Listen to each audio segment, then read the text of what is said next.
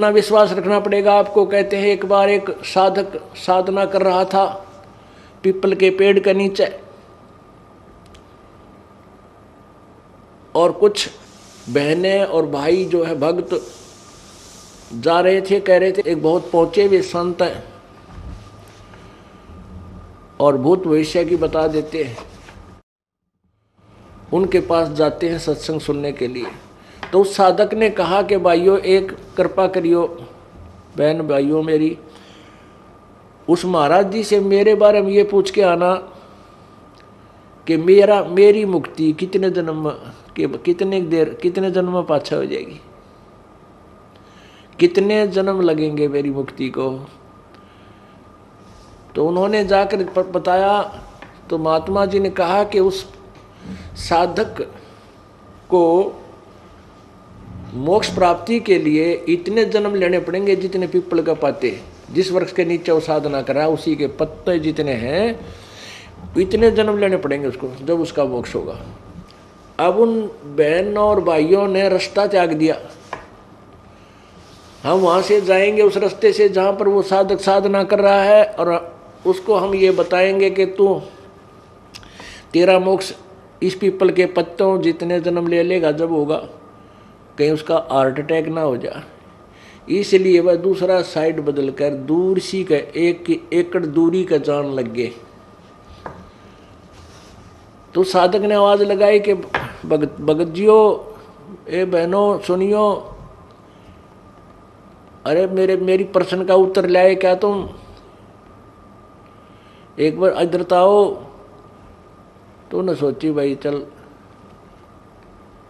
हमने सोचा कि ध्यान देगा साधना बैठा है, पर उसका तो नजर नहीं ठीक वहावेंगे और बतावेंगे।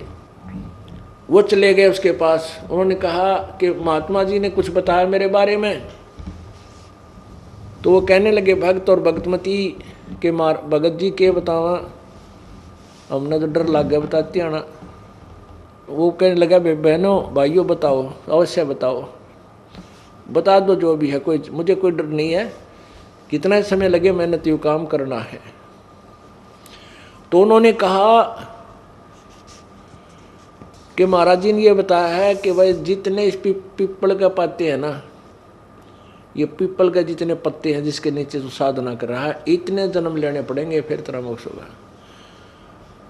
तो वो तो डांस करने लग गया, भंगड़ा पा दिया, खुशी मनाई, नाचर कूदन में बोला जय हो जय हो।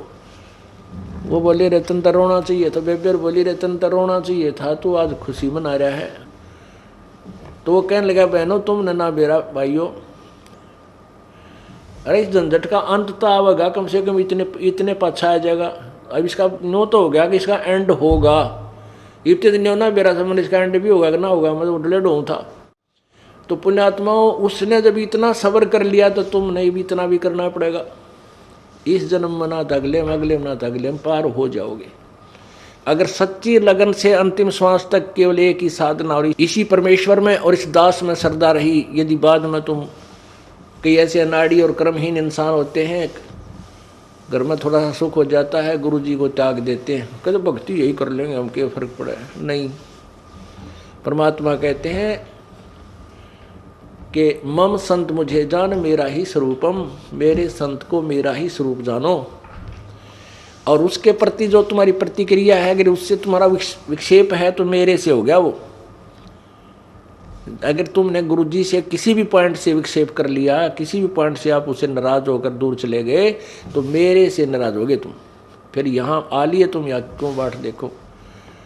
तो ऐसे हमने अपनी श्रद्धा बनानी है अंतिम श्वास तक उस परमात्मा के पाने की।